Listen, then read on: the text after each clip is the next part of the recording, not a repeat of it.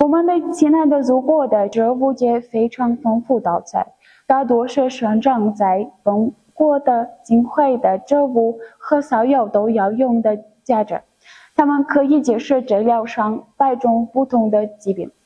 其中最有用的植物是玫瑰果，它正在国家博物馆的自然的馆展出的。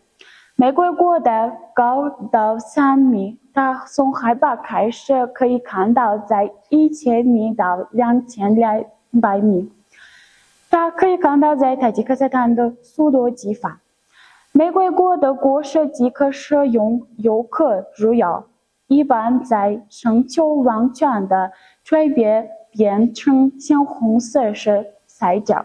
亲爱的观众们，如果你们认识这个玫瑰果和其他的有用的植物，那欢迎来到塔吉克斯坦的国家博物馆。